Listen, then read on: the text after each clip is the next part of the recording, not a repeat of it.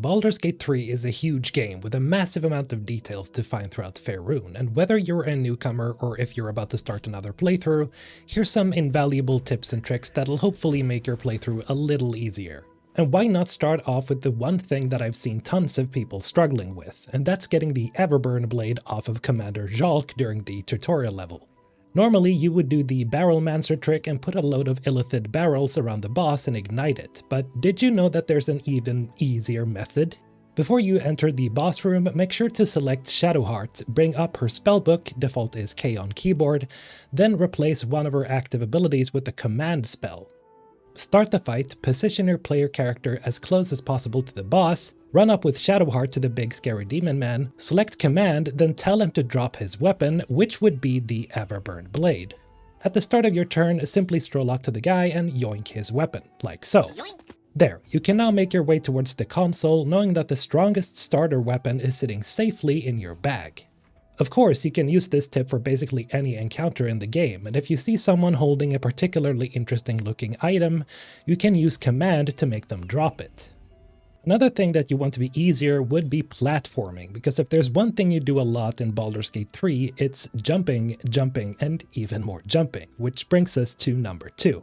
No matter what class you are, invest some points into strength, at least until you have a score of at least 10 or preferably 12 if you can. Not only will this help you in leaping further, which means you can go to higher places and cross gaps without having to use Misty Step, which will cost you a spell slot, strength also allows you to carry more stuff and make your melee attacks stronger, even as a wizard wielding a staff. So always invest some points into strength. Tip number 3. Speaking of jump, instead of just straight up running up to your enemies, make sure to use jump to close the distance.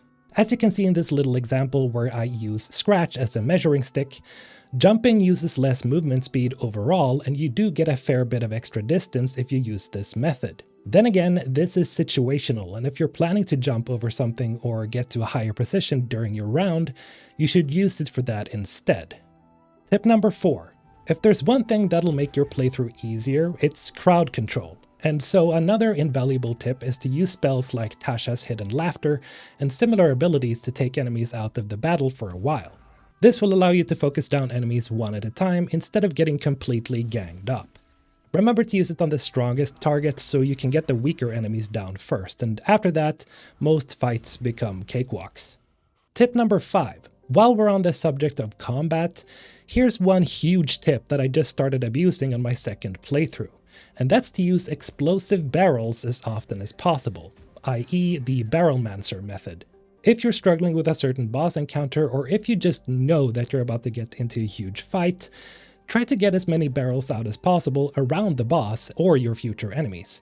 Then move to a safe distance, ignite the proverbial match, then watch the sparks fly. Monster kill. But how would I do this if I don't see any barrels around, I hear you ask. But don't you worry, that brings us to tip number 6, which is, yes, you can pick up barrels and add them to your inventory, but you can also send them to your camp. This means that whenever you run into a barrel that's filled with fire wine, oil, or explosives, make sure to always pick them up and send them to your camp. The barrels will then be sitting neatly in your camp chest, waiting to be exploded at a moment of your choosing. If you want to stock up on a huge amount of barrels in early game, the room behind the gnome trader at the goblin camp is filled with them. Trust me, being a Barrelmancer makes a lot of boss fights trivial, especially when you properly set up before an encounter. Speaking of which, this brings us to number 7, which is to set up choke points to cut off the simplest paths to get to you. This will allow you to make the perfect traps, like that of the Barrelmancer trick, or any other combination of spells and items you have in mind. Setting traps and cutting off routes is incredibly powerful in Baldur's Gate 3, which is why Cloud of Daggers is such a great spell to always keep on hand. Because if an enemy can't go around you, they'll have to move through the cloud and take a heavy chunk of damage. Glyph of Warding is also excellent for setting traps, especially when you combine the fire glyph with explosive barrels. Tip number 8. Now this tip might be a little too obvious to some people, but I decided to include it anyway because I've seen comments about this.